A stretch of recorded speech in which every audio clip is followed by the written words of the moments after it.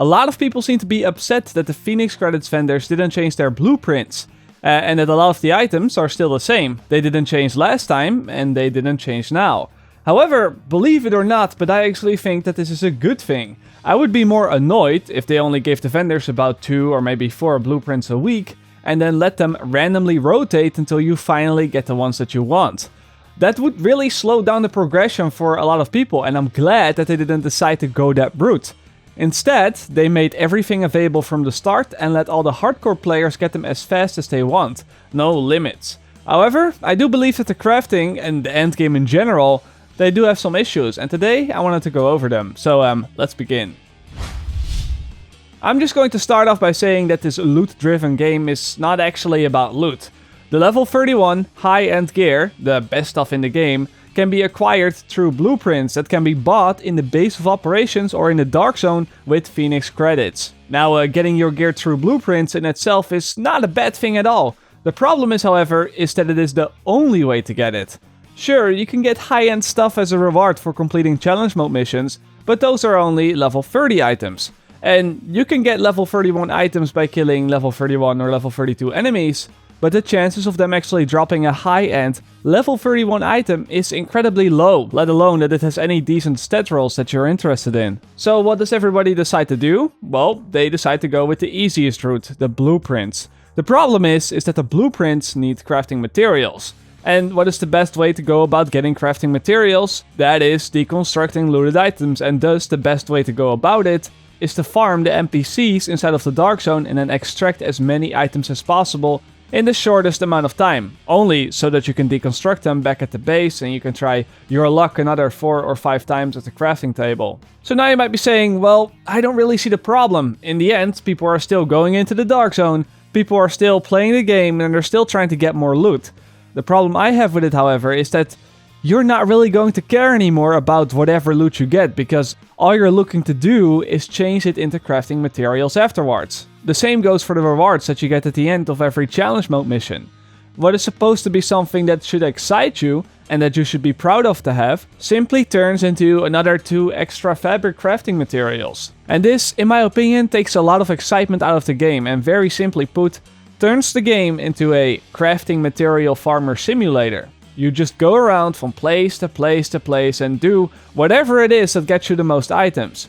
But you don't really care about the items that ever drop, because they will almost never be anything useful, so they just end up being deconstructed. And it wouldn't even be that bad if you at least got something out of it. Sure, you can craft some items, but most of the time that you craft some items, it ends up being something that you weren't looking for, and you can start all over again. And this can literally take you hundreds upon hundreds of hours until you finally get that item. Now, you might be saying that I'm exaggerating a little bit, but I'm really not. Looking at this from just the numbers, we're going to take this blueprint for the firearms backpack.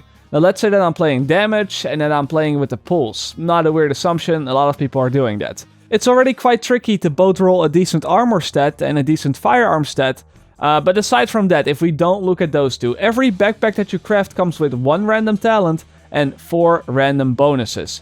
Now, let's just assume that I'm looking to get a backpack that suits my build, which is not too weird to think that, right?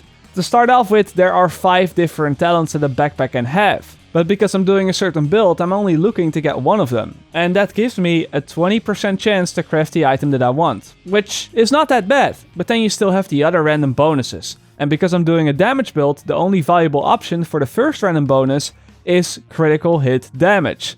And because there are 5 possibilities for this first random bonus, that turns my chances into a 4% chance of actually crafting the backpack that I want. The second bonus doesn't really matter for my build, since neither ammo or any of the bleed, burn or disrupt resistances really matter that much.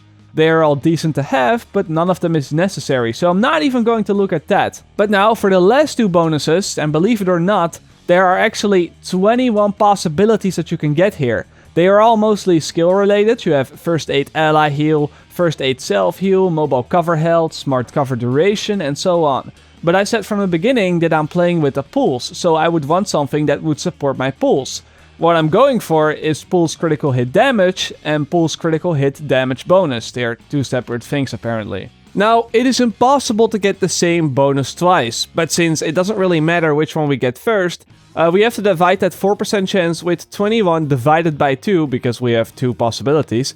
And then for the second bonus, we have to divide what is left by 20, because there's 20 options left. And believe it or not, but that leaves us with a chance of 0.019% to get the item that we want. And it also means that a player will craft the item that he is looking for after an average of 5,263 times of crafting that backpack, which also requires him to have collected 26,315 high-end fabric pieces and 15,789 high-end electronics.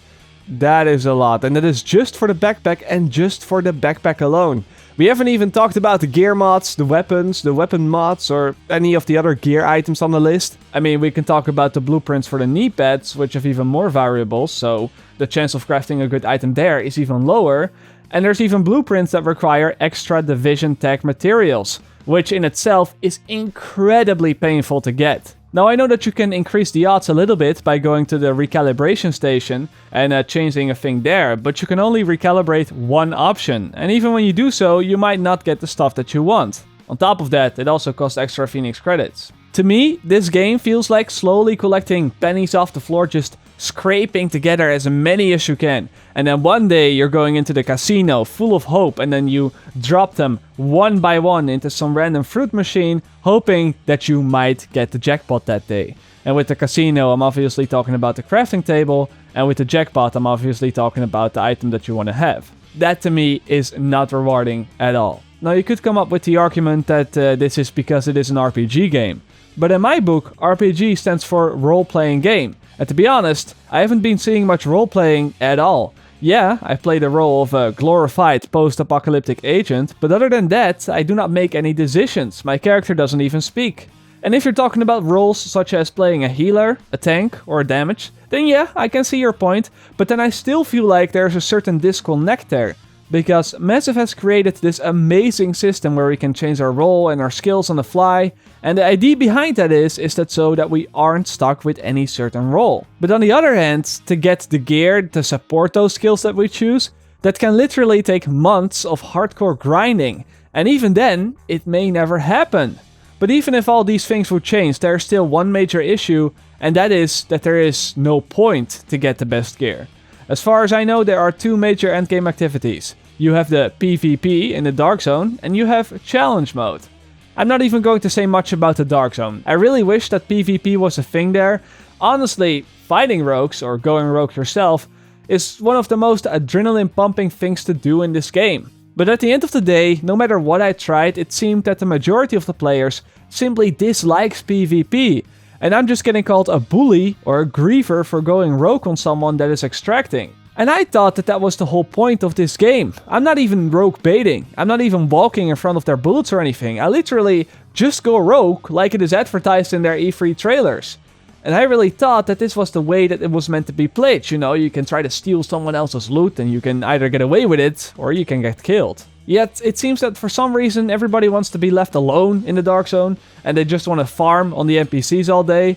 And anyone that likes to have a good PvP experience is just an asshole in their eyes. So even if the developers decide to lower the rogue death penalty and support more players for going rogue, I think the Dark Zone will quickly just turn into the Salt Zone or something. And of course, then there's also Challenge Mode, which is kinda hard the first time you try it, but honestly, you don't need to have that much optimized gear for it either. You can just simply do it with a few purples, and people right now are even doing speedruns of the Lexington Event Center that they complete in literally under 10 minutes. The endgame has 2 major issues. The first one is that it is way too tedious and unrewarding to try and min-max your character.